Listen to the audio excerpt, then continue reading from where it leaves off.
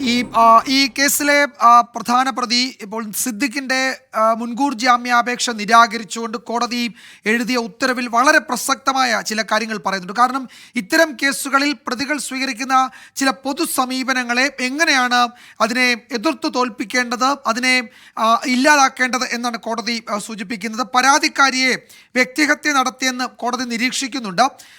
സ്ത്രീ ഏത് സാഹചര്യത്തിലാണെങ്കിലും ബഹുമാനം അർഹിക്കുന്നുണ്ട് എന്നാണ് കോടതി വ്യക്തമാക്കുന്നത്. പരാതിക്കാരിയെ വ്യക്തിഹത്യ ചെയ്യുന്ന വിധത്തിൽ ഈ സിദ്ദിഖിന്റെ അഭിഭാഷകൻ കോടതിയിൽ വാദിക്കുകയും അത് അതിശക്തമായ വിമർശനത്തിന് ഇടയാവുകയും ചെയ്തിട്ടുണ്ട്.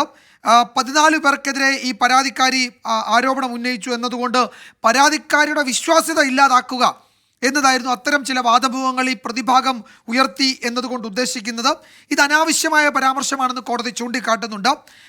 ലൈംഗികമായി ആക്രമിക്കപ്പെടുന്ന ഒരു സ്ത്രീക്കുണ്ടാകുന്ന അനുഭവം അവരുടെ സ്വഭാവത്തെ അല്ല കാട്ടുന്നത്, മറിച്ച് അവർ നേരിടുന്ന ദുരിതത്തെയാണ്.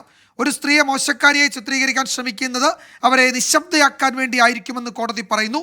പക്ഷെ അത് നിയമത്തിനെതിരാണ് എന്ന് കോടതി പറയുന്നത് പ്രതിഭാഗത്തിൻ്റെ വാദത്തിന് കോടതി നൽകുന്ന വളരെ പ്രധാനപ്പെട്ട മറുപടിയാണ് എന്ന് നമ്മൾ ഓർക്കേണ്ടതുണ്ട്.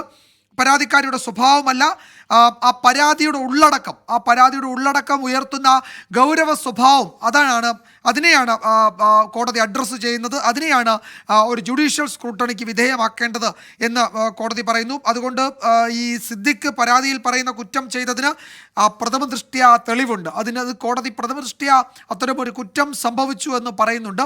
അത് ഈ പറയുന്ന ഇനിയിപ്പോൾ മുൻകൂർ ജാമ്യാപേക്ഷയുമായി സുപ്രീം കോടതിയിലേക്ക് നടൻ സിദ്ദിഖ് പോകുമ്പോഴും അവിടെ സിദ്ദിഖിന് മുന്നിൽ വലിയ വിലങ്ങുതടിയായി കേരള ഹൈക്കോടതി പുറപ്പെടുവിച്ച ഉത്തരവ് അങ്ങനെ തന്നെ നിൽക്കുന്നുണ്ടാകും. അത് ഈ പറയുന്ന അന്വേഷണ സംഘത്തെ സംബന്ധിച്ച് സുപ്രീം കോടതിയിൽ ചെല്ലുമ്പോൾ ഈ മുൻകൂർ ജാമ്യാപേക്ഷയിൽ ഇത്രയും ഗുരുതര പരാമർശമുള്ള കേസിൽ എന്തുകൊണ്ട് പ്രതിയെ ഇതുവരെ പിടികൂടിയില്ല എന്നുള്ള പോലീസിനോടുള്ള ചോദ്യവുമായി ആ ജഡ്ജ്മെൻറ്റിലെ പരാമർശങ്ങൾ മാറുകയും ചെയ്യും. അതുകൊണ്ടായിരിക്കാം അവർ പക്ഷേ വളരെ തിരക്ക് കൂട്ടി ധൃതിയിൽ തന്നെ അടിയന്തരമായി തന്നെ അറസ്റ്റിലേക്ക് കടക്കാൻ അന്വേഷണ സംഘം തയ്യാറെടുക്കുന്നതെന്നാണ് തോന്നുന്നത്. അതെങ്ങനെയാണ് വിലയിരുത്തേണ്ടത്? വിജയകുമാർ, ഇത് അത് മാത്രമല്ല എന്ന് പറഞ്ഞാൽ ഇതിൽ ഒരു പെൺകുട്ടി സെക്ഷൽ അസോൾട്ടിന് വിധേയമാവുന്നത് ആ കുട്ടിയുടെ സ്വഭാവത്തിൻ്റെ പ്രശ്നമല്ല എന്നെടുത്തു പറയുന്നു കോടതി എടുത്തു പറയാനുള്ള കാരണം എന്താണ്?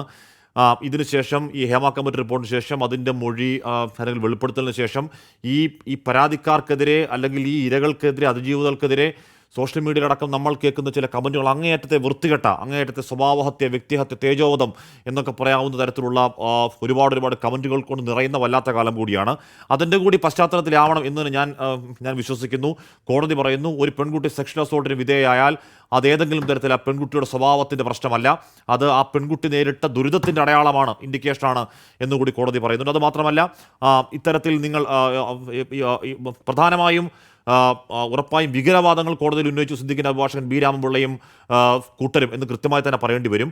ബി രാമൻപിള്ളയെ പോലെ തലമുതിർന്ന അഭിഭാഷകൻ ഇവർ ഔട്ട്സ്പോക്കണാണ് എന്ന് പറഞ്ഞാൽ ഈ പെൺകുട്ടി ഔട്ട്സ്പോക്കണാണ്, ആർക്കെതിരെയും എന്തും പറയാൻ മടിക്കാത്ത സ്ത്രീയാണെന്നൊക്കെ സാധാരണഗതിയിൽ ചാനൽ ചർച്ചയിൽ പറയുന്ന വാദമൊക്കെ കോടതി മുറിയിൽ പോയി പറയുമോ എന്ന് അവിശ്വസനീയമായ ആ കോടതി ഉത്തരവിൽ നിന്ന് വായിക്കാൻ കഴിയുകയുള്ളൂ. അങ്ങേയറ്റം വികലമായ വാദമാണ്. അതുമാത്രമല്ല ഈ പറയുന്ന സിദ്ദിഖിൻ്റെ അഭിഭാഷകൻ പ്രധാനമായി ഊന്നിയത്, ബി രാമൻപിള്ളി പ്രധാനമായി ഊന്നിയത് ഈ പരാതി കൊടുക്കുന്നതിൽ ഡിലേ ആണ് എന്നുള്ള കാര്യവും, പ്രത്യേകിച്ച് റേപ്പ് കേസുകളിൽ അത്തരത്തിൽ ഡിലേ ഒന്നും വിലപ്പോകുന്നൊരു വാദമല്ല. അങ്ങനെ കോടതിയിൽ നിലനിൽക്കാത്ത വാദം തന്നെയാണ് രാമൻപിള്ളയും അദ്ദേഹത്തിൻ്റെ കൂട്ടാളികളും കോടതി മുറിയിൽ വാദിച്ചത് എന്ന് വളരെ വ്യക്തമായി പറയാം.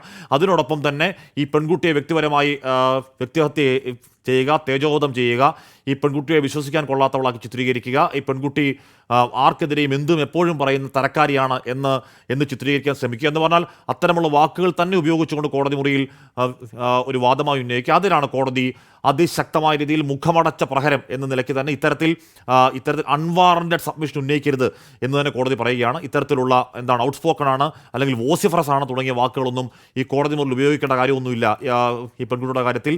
അത് നിയമവാഴ്ച നടപ്പാകുന്ന ഒരു നാട്ടിൽ തെറ്റായ വാദങ്ങളാണ്, അത് നടപ്പാകില്ല, അല്ലെങ്കിൽ അങ്ങനെ ആക്രമിച്ച് നിശബ്ദമാക്കൽ നടക്കില്ല എന്നൊക്കെ കോടതി വളരെ വ്യക്തമായി തന്നെ അത് രാമൻപിള്ള വക്കീലിന് മാത്രമല്ല അത് കേരളത്തോട് തന്നെ കോടതി പറയുകയാണ്. അത്തരം മനോഗതി വെച്ച് പുലർത്തുന്ന ആളുകളൊക്കെ കോടതി അതങ്ങനെ പറയുകയുമാണ്.